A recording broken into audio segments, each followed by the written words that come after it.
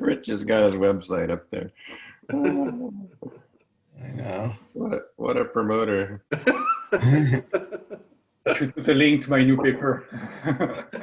Right. Hey, if I don't do it, who will? Isn't that what your dad told you, Rich? Exactly. Exactly.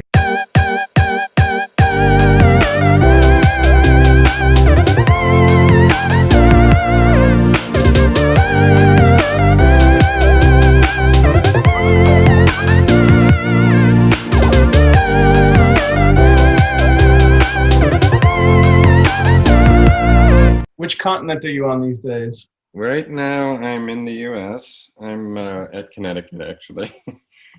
I finished my sabbatical just recently. So it's been the last month and a half just kind of getting reoriented and so forth. Yeah, I was noticing that on your Vita. You know, in 13 years, you've had two visiting positions in France, 2 in Spain, and 2 in Italy. Sounds like a sweet set of gigs. Well, you know, we have a nice profession.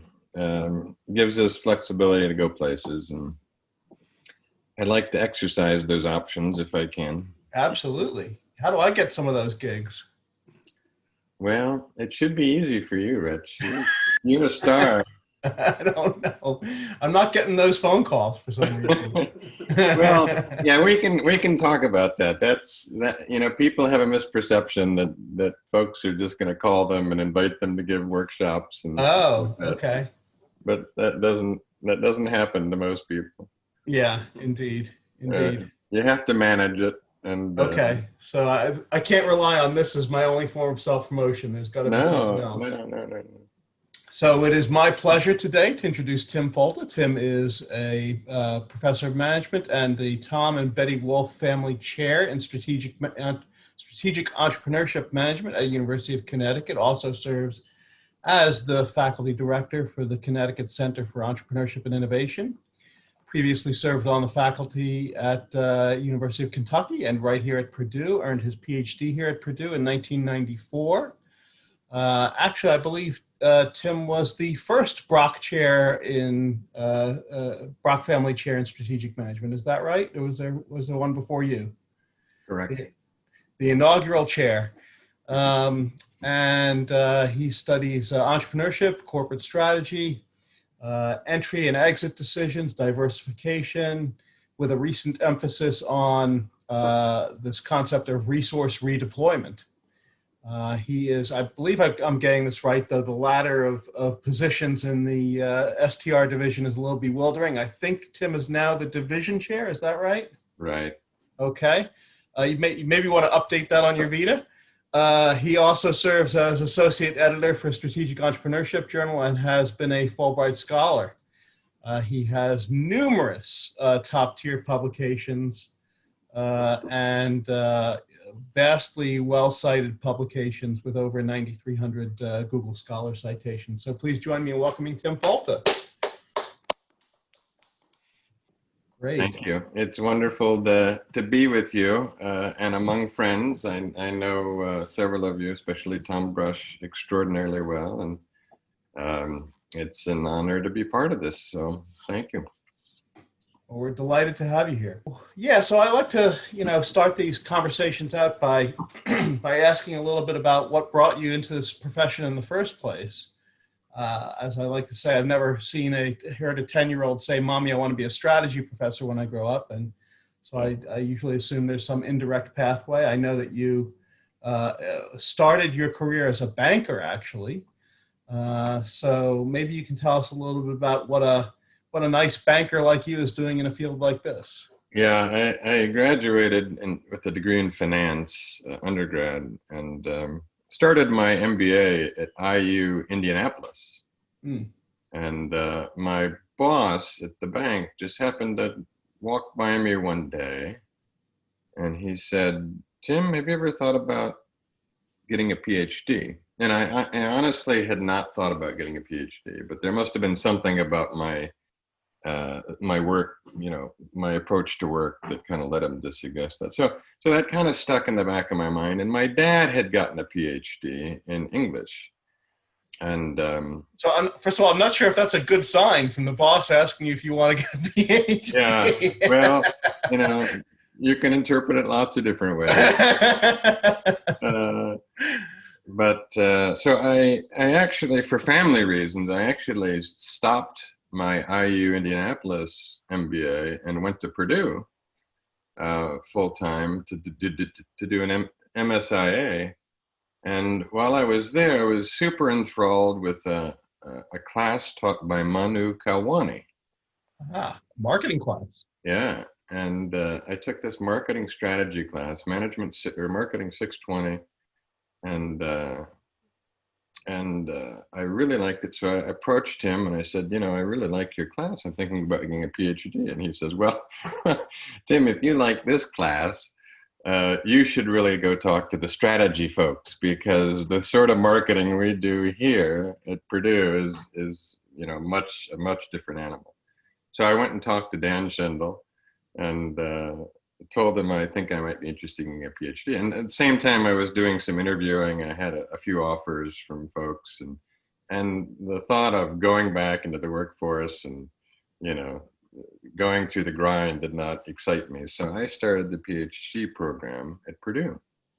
And it probably helped that I was an MSI student, so they could resolve their information asymmetry. Exactly. And I have to admit, I don't think Tom was a faculty member. Tom, when did you join Purdue? Sorry, I joined around 92, 93. Okay, so I joined the PhD program in 90. And I have to admit, I had a naive view of what getting a PhD was. I was kind of interested in teaching. My dad was a very effective teacher of creative writing.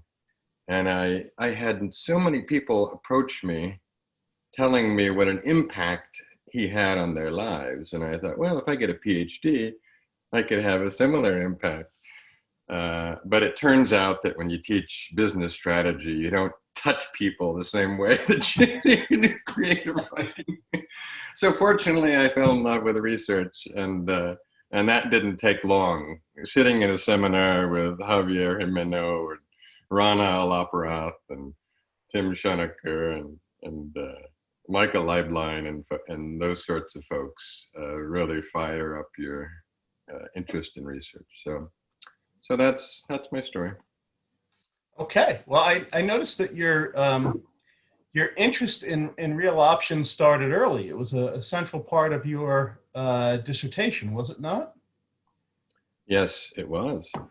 So I'm just trying to find it here. The dissertation title was a very option-sounding dissertation. Yeah. I can't seem to put my finger on. Oh yeah, here we go. Innovation through quasi-integration, an application of option theory to governance decisions in the biotech industry. So tell us a little bit about how you found your dissertation topic to begin with. Yeah. Well, Purdue has a strong tradition in strategic groups. Mm-hmm. And Carl Kuhl was one of the strongest students Purdue had ever graduated. Carl Kuhl. He's a legend. I don't know if he still holds that legendary status among PhD students, but he's a legend. And I didn't think Carl had it quite figured out. So my initial interest was in kind of cleaning up what Carl had left undone. And I thought I had some decent ideas, and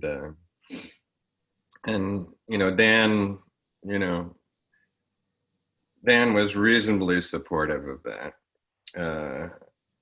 But then I went to the 1992 Academy of Management, and I saw this paper by Dong-Jae Kim and Bruce Kogut.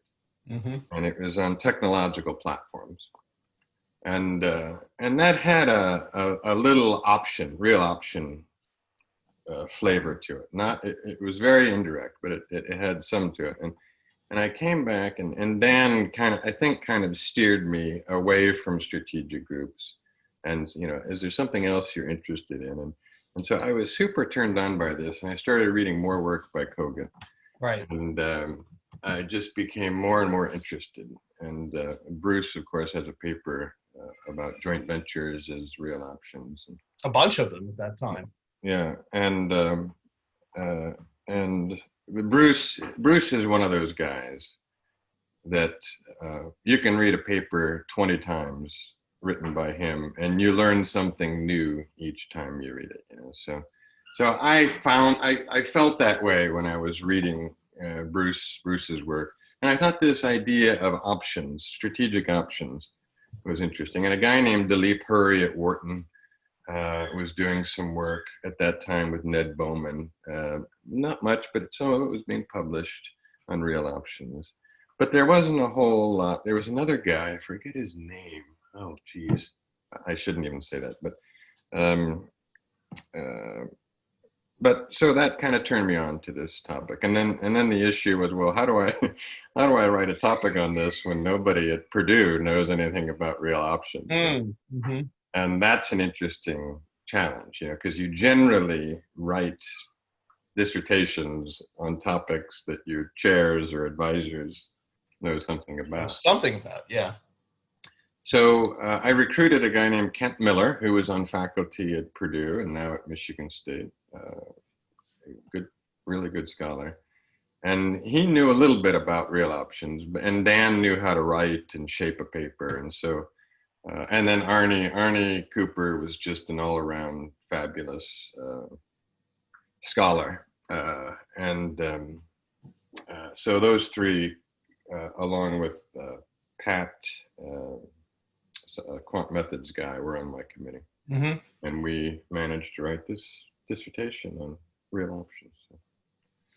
Okay, so what was it? So that it was the what was it in the paper by Bruce and Dongjae? Because he said that's what really sparked your interest. What was it about that really got you excited when you read it? They looked at the semiconductor industry, and their conclusion was that the ability to diversify into one of these segments of the semiconductor industry tends to be a function of, which of these segments was a more robust platform for expansion. Mm-hmm. And I thought that was kind of a cool concept. They say corporate strategy is, not all platforms are equal. Some of them have more, in my terminology, or reasonable terminology would be, they have more option value. Right. And so that I thought that was cool. Nice. So, I find you're asking me about things that are 25 years ago. I know. I'll do one more question like that before I move on, which is, I find, and I ask this because, we've got doctoral students on the line here who, are contemplating what they're going to do for their dissertation. And I find often that doctoral students have an relatively easy time finding a topic that they're interested in, but a relatively hard time narrowing it down to a specific research question. Yeah. So can you tell us a little bit about how that process worked for you? How did you take this general interest in real options and narrow it down to a specific, manageable, researchable question? Yeah, sure.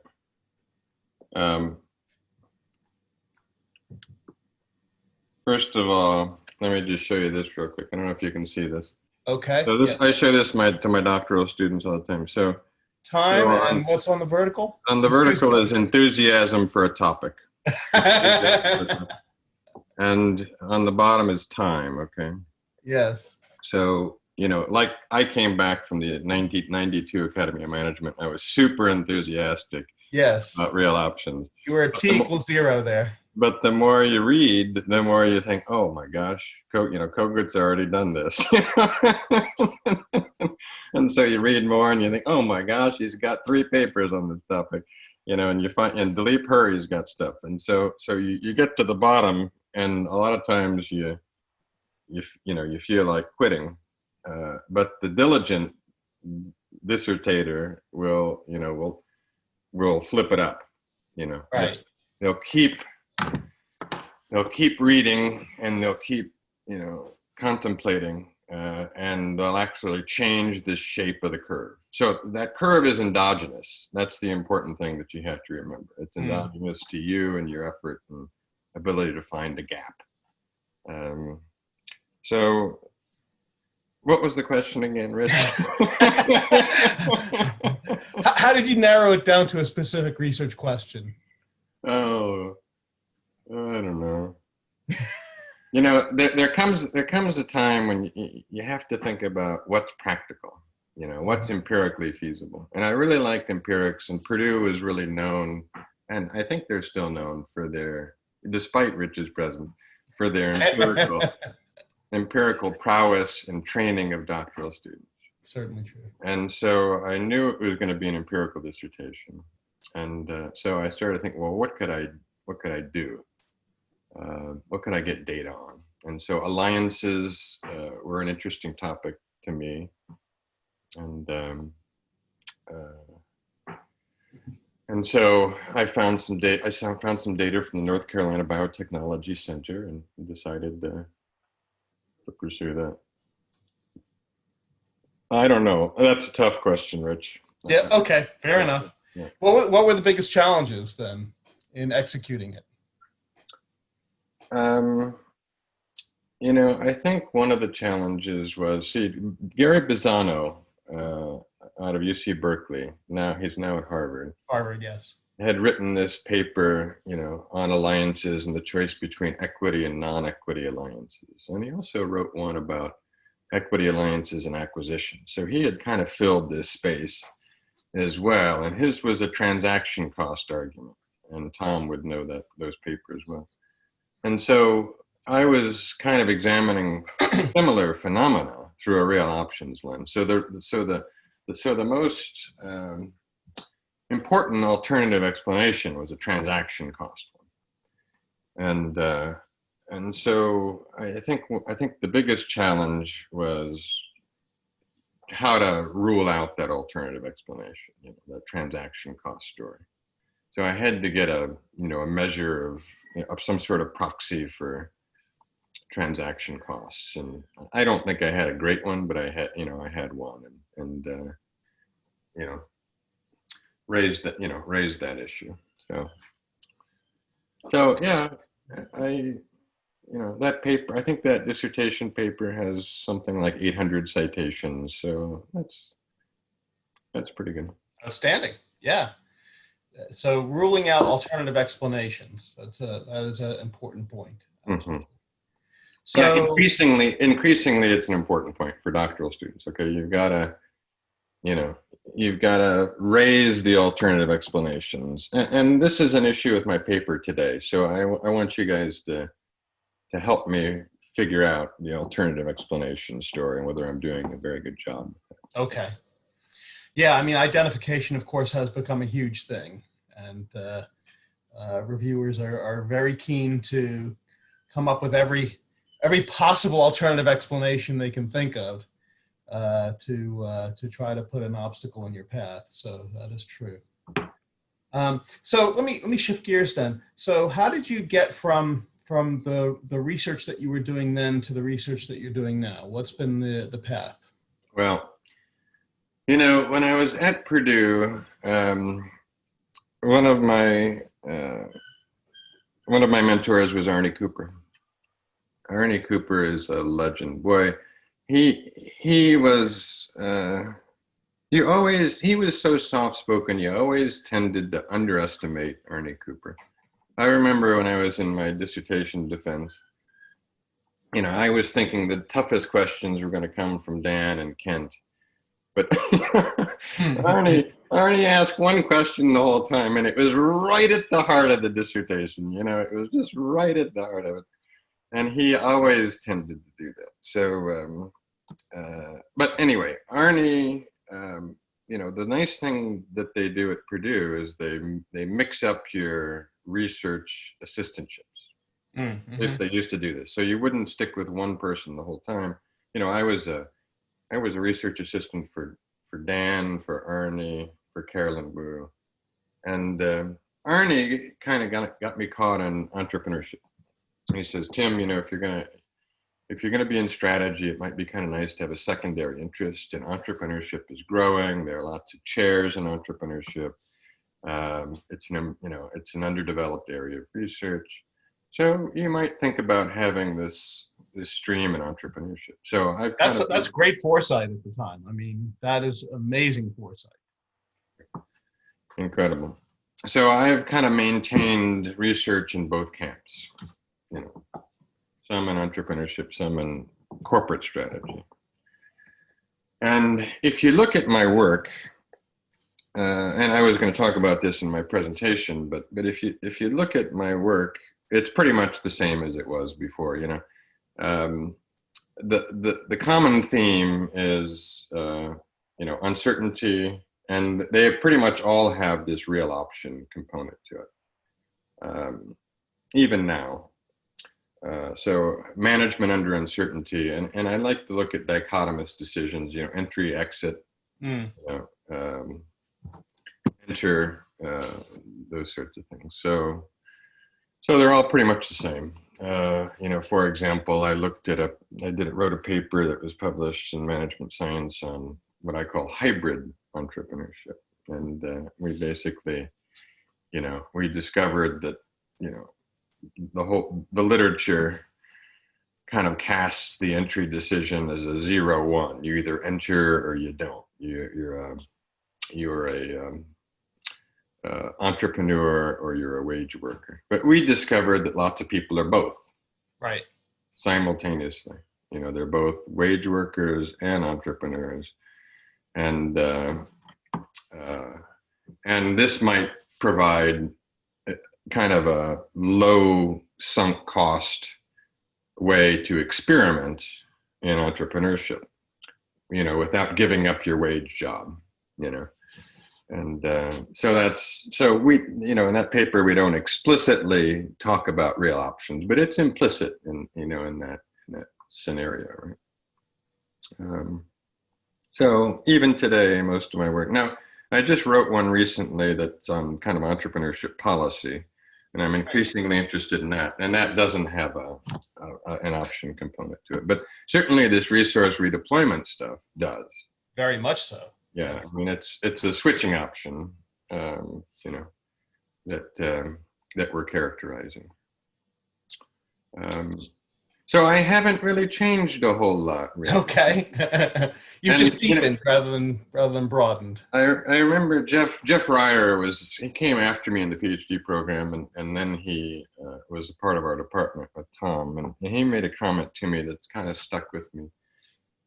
He says, Tim, I really appreciate the way that you kind of use real options as a hammer, and you use that to kind of address a number of different phenomena.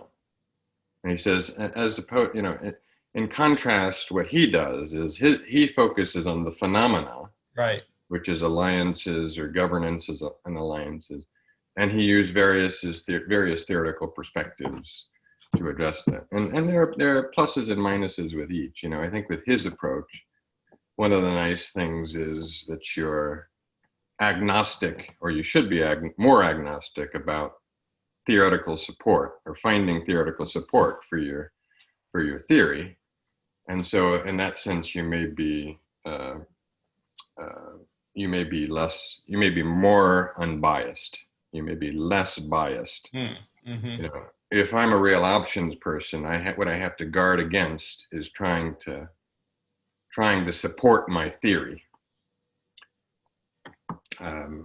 But one of the advantages of my approach is it's hard to understand a theory.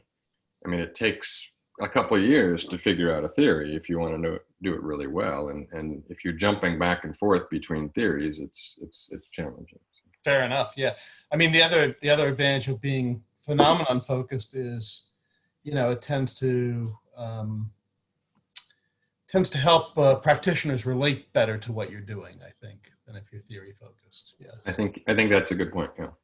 Yeah. Okay. So And that's one of my regrets. I noticed one of your questions on your little thing was, what things do you regret?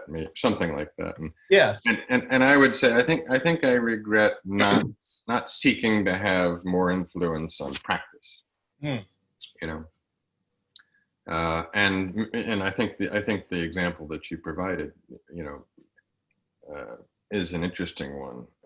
I think we should all do things like translate our research for HBR or California Management Review or something like that. It helps us in the classroom. It makes us more credible. And so I would definitely advocate that. And Jeff's done a good job with that. Yeah. Yeah. I mean, I wonder what that would look like in a broader sense. I mean, are there companies out there that are looking for real options consulting or anything like that? I don't know. Well, I mean, the whole topic of managing under uncertainty is pretty important, you know. And, you know, this issue of redeployment during the pandemic is really pretty True.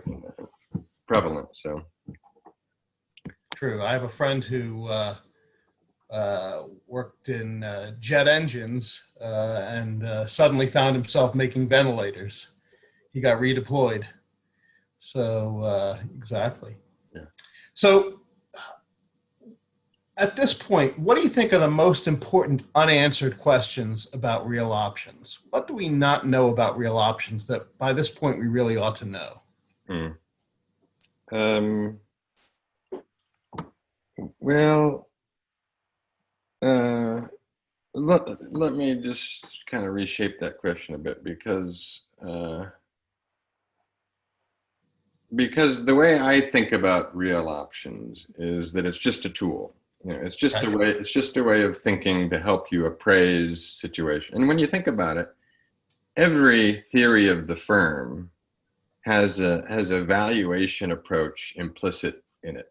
It's usually not explicit, but are we to assume, for example, that transaction cost economics or resource-based theory, are we to assume that they use discounted cash flow, you know, approaches to value various decision alternatives?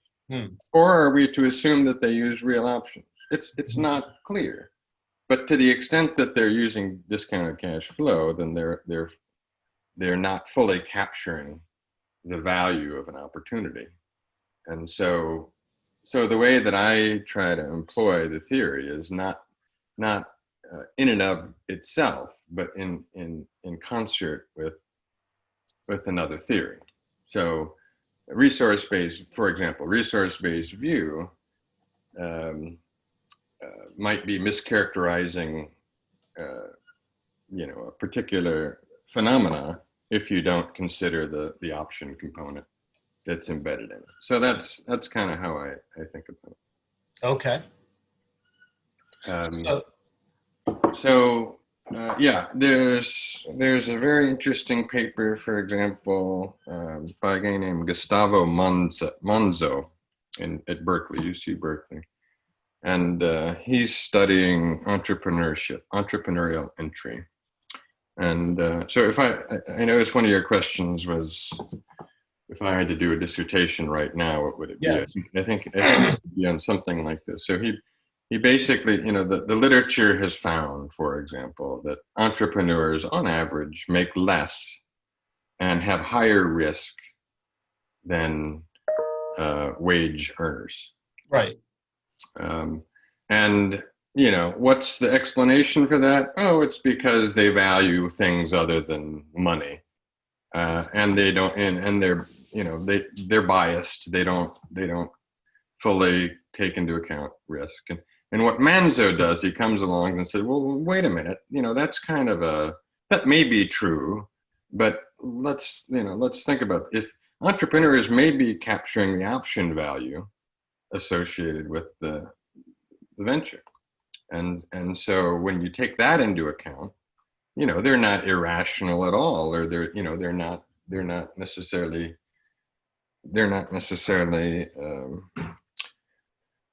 focused on you know, non-financial stuff, or they're not necessarily biased.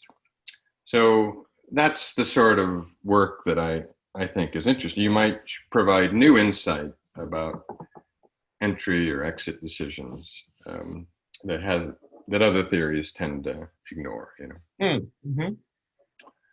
So with regards to resource redeployment, where are the research opportunities? Well, this whole idea, Tom's the expert on diversification, but this whole idea of you know, we've just recently discovered that, well, there may not be a diversification discount on average, you know, but certainly there seems to be in lots of cases. So how, you know, when does it make sense for multi-business firms to put two businesses under the same portfolio? And in our answer, the dominant answer in strategy, there's several of them, but the dominant answer in strategy is, well, we want to get economies of scope, which we characterize as intratemporal economies of scope or synergy, you know.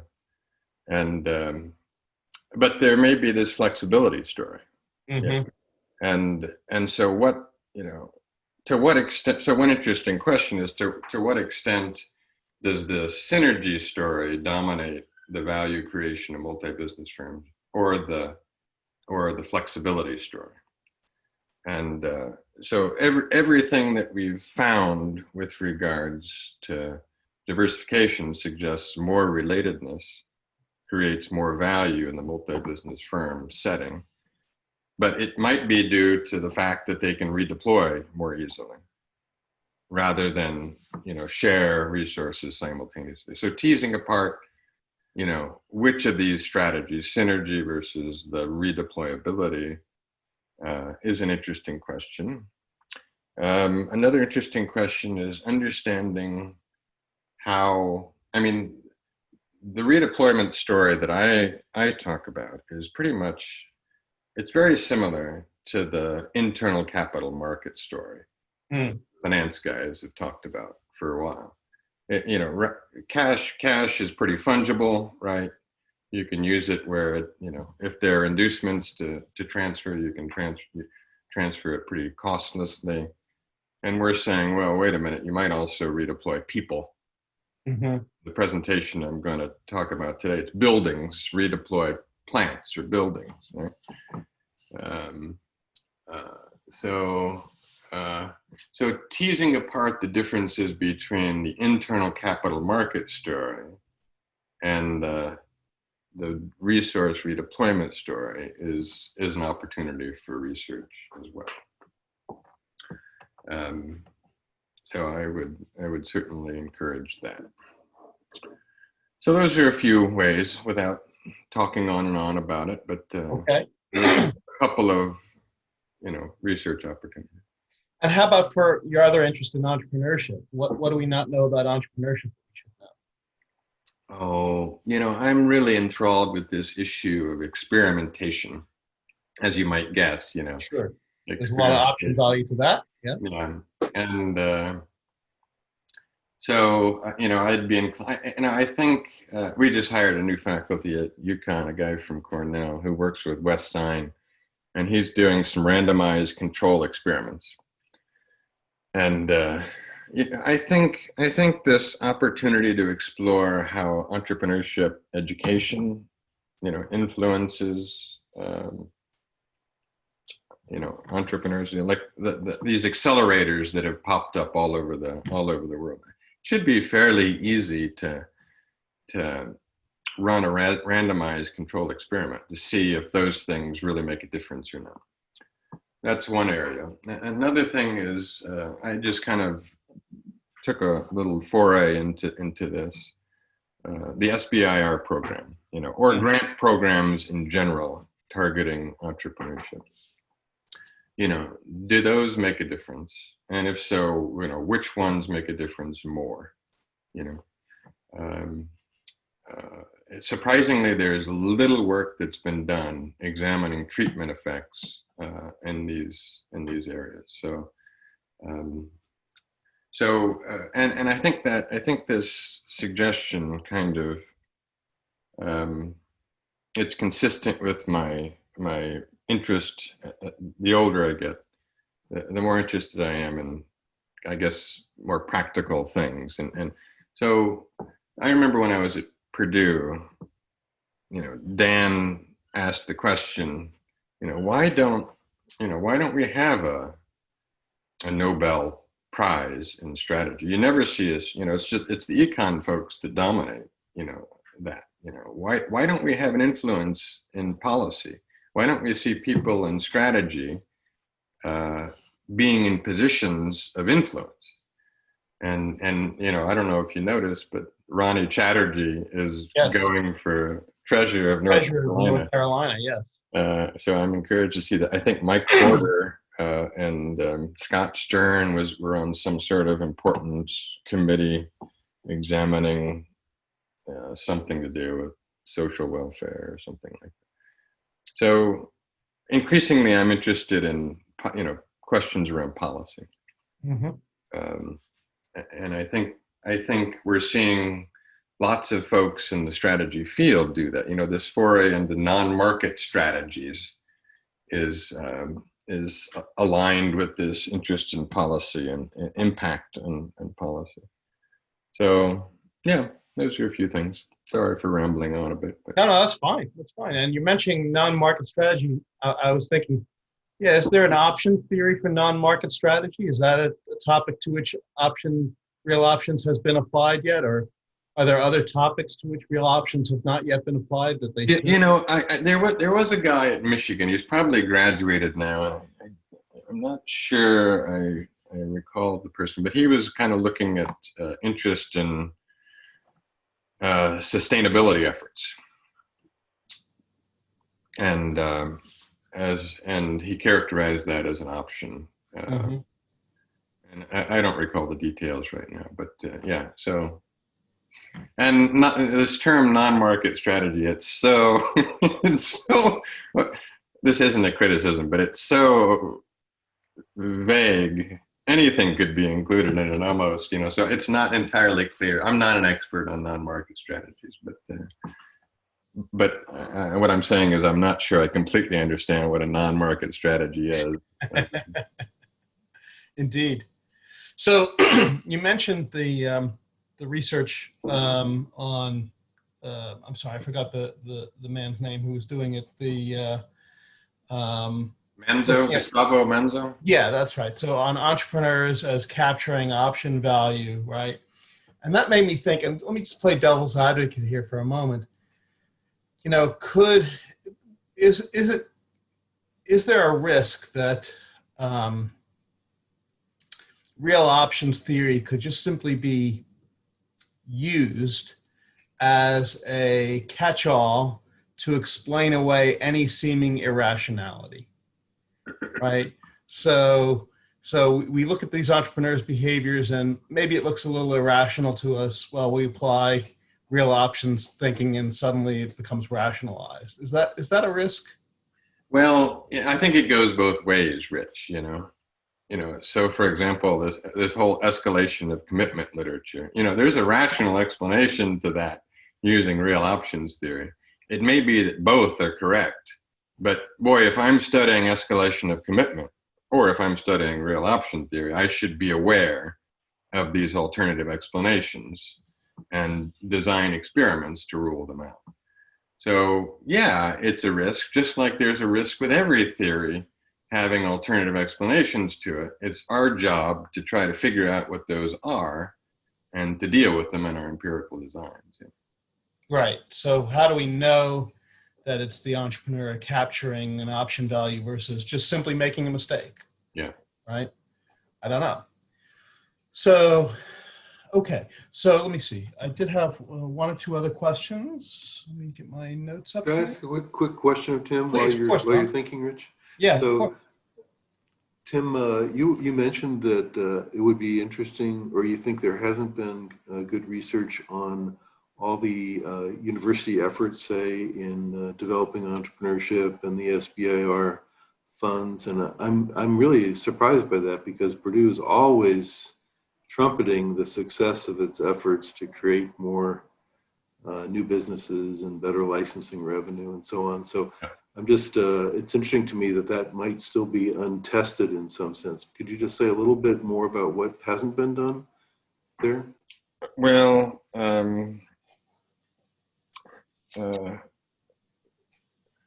maybe they're just talking about it informally and not formally, but still, that might be an interesting research opportunity. well, I think one of the things that what I'm trying to say is that it's super hard to tease out selection effects from treatment effects in situations like university research or government policy programs. You have to have some sort of natural experiment or, really, really good data to tease that apart. And most people don't do it. What they do is if they want to see what, if they want to test whether, Purdue startups are doing well, they don't necessarily use a really clean experiment to get at treatment effects or selection effects. So there's lots of ground. That's I'm just kind of generally saying this. There's lots of opportunity to try to ascertain more rigorously whether they really, the programs really make a difference. Thank you. Okay, thanks, Tom. Does anybody else have any other questions for Tim?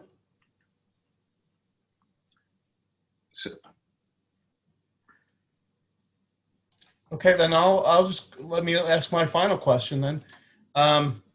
So Tim, I noticed you've chaired 9 dissertations and served as a committee member for 12 others. So obviously you have and some really successful people in the career, like Arkady Sakartov and Brian McCann, John O'Brien. So my question is, what's the most important piece of advice that you give to your own doctoral students? Okay. Look, I'm going to give 2. Okay. Absolutely. So give us the first is we had Jackson Nickerson on, and he gave 7. So 2 is certainly within the boundaries. The first is, I think I heard this from Arnie, I believe. So the first is, the best dissertation is a finished dissertation. Okay. What do I mean by that? What I mean is you tend to think that this is going to be and you treat it like it's this, the seminal work that you're going to perform. And that's not necessarily true. You just want to get it done. I mean, you want to do good work. I'm not saying take a shortcut. And if you look at my students and their success in the dissertation competitions, you'll see that they've done pretty well. But they've finished, and they've finished in a timely way. And so, don't get so caught up in having the perfect work. Get caught up in spend more time managing it, okay, and managing your chairs and your advisors. Okay, it's your job to manage them. If you're a student and you're working with Rich, you say, Rich, I want to graduate in 2022, and here's the set of activities I'm going to perform to get there, and this, and I'd like you to help me achieve that, okay, and make it happen and meet the deadlines and so forth. So manage your dissertation process and make sure it's done, is number 1. Number 2 is, I think, people have asked me what's the most important quality of a PhD student, and I think I'm reflecting a little bit about my own myself, and I think initiative is a real important quality. Taking initiative. So I love it when my doctoral students are not waiting for me to tell them what to do. Okay, you are the scholar, you are the expert. You're developing an expertise, and you have to drive at the truth.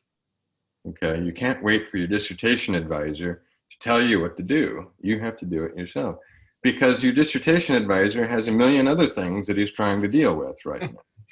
And it's hard enough just to manage that. And if you wait for him to read every chapter of your dissertation and give you guidance before you go to the next stage, you're doing, you're probably not taking enough initiative. So take initiative to find the truth. Okay. And I'm going to give you a third, Rich. Okay.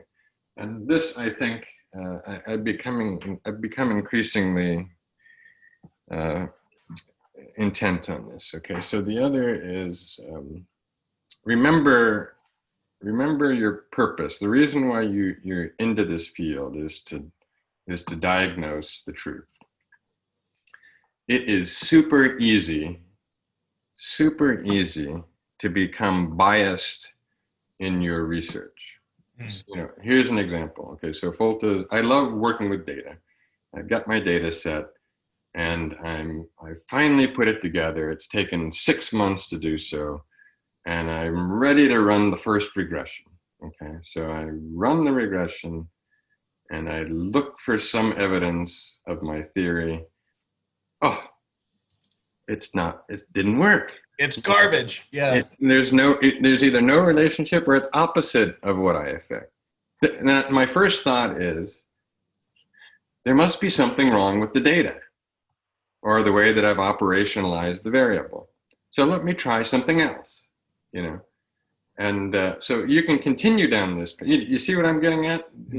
You keep switching things up till you get the results, and that's, in some ways, that's being dishonest, and so you really have to guard against providing. You have to guard against your passion for your theory. You have to guard against your passion for your theory, and I think the way to do that is setting up alternative explanations for your theory. And it's easy. It's much easier to do that if you say, I've got a couple of possible explanations. I'm going to run a horse race between these two. If you just have one, then you're much more likely to be biased. So there you go. Great advice. Thanks very much, Tim. Mm-hmm. It's been wonderful time spent with you. So let's all join me in thanking Tim for sitting for the interview. Thank you.